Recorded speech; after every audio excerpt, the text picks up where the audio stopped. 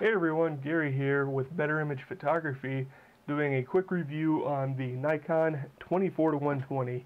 Now, if we're going to say everything, it is the AFS Nikkor 24-120 millimeter 1 4. It's the F4G ED nanocrystal coating VR. It's a mouthful, but it does a lot. I love this lens. It's a great lens. It is a bit of an oddball lens of sorts. On FX has quite a few complaints of noticeable distortion and noticeable vignetting on the wide end. However, on DX, it's not very noticeable distortion. I haven't noticed any distortion myself. I've no vignetting on a DX format. That's the 1.5 crop. It, however, becomes a funny focal length on DX, or field of view on DX. Instead of the 24-120 field of view, you get a 36 millimeter to 180 millimeter field of view. So it's not very wide on DX, and it's the beginning of moderate telephoto on DX. So personally, love this lens. I had a Tamron 17-50, I believe, 2.8, and it was a great lens, but I wanted to try some, premium Nikon glass, and this has not disappointed me ever since.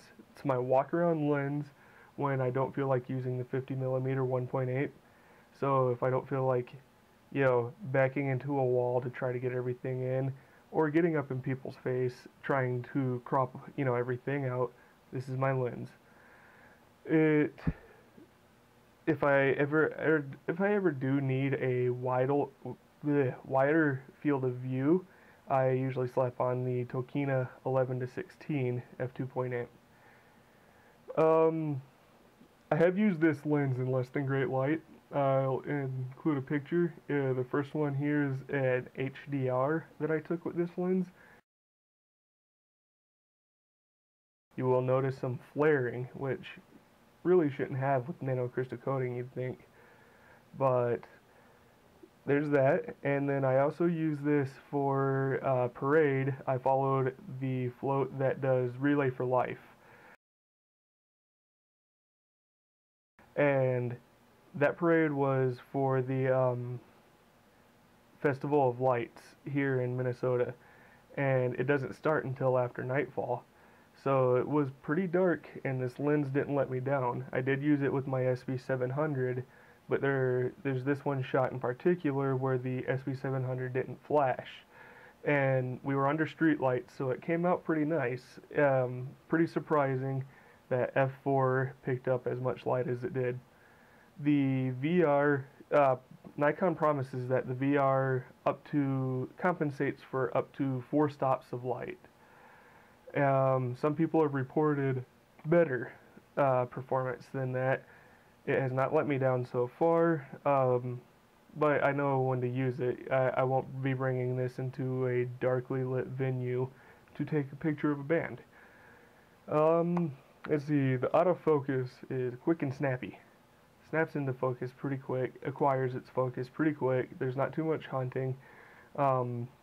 There are faster lenses. The 24-70 is reported to autofocus quite a bit quicker than this, but it also costs quite a bit more than this. So for the price difference, I'm happy with the 24-120. I rate this lens as very good to pretty awesome.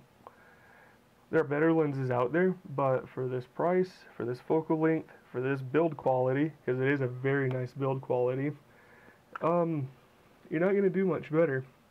It accepts 77mm filters. I have a Hoya on there right now, but I usually take the Hoya off. It's just kind of there for protection right now. Image quality is great, and it's a lens that I think if some of you guys are thinking about getting into a bit of decent light event photography, you can't go wrong. Quick overview. Pros: it has fast focus, okay light performance. It's one of the better low light options at the 120 end. Most likely for that much zoom, you're going to have a variable aperture in this price range anyways, and you won't be able to get that f4 at 120 millimeters.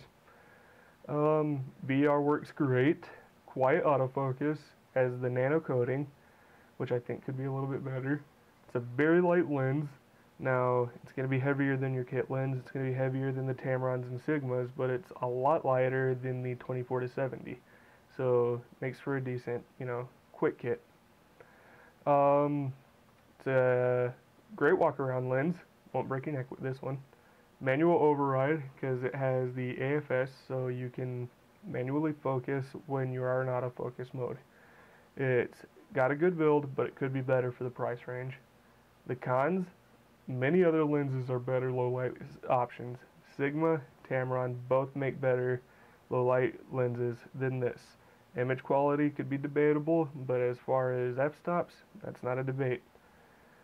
It's not very wide on DX at 36 millimeter field of view for a walk around lens. So if you plan on using this inside, you might want to try out something a little wider. If you plan on being in tight spaces, you might want to try out like the Tamron 17-50. This lens has the worst zoom creep that I have ever seen out of any of the lenses I have ever owned. That includes my 70-300. This one's worse. I don't know why. Probably just because that front element is huge. And finally, it should be a better build quality for the price. I know that's kind of funny to have build quality as a pro, but I picked this lens up for about $900 off of eBay. Build quality should be a little bit better. It's a little bit plasticky. But that has been the review. Thanks for watching. Hope you enjoyed the sample pictures and the review.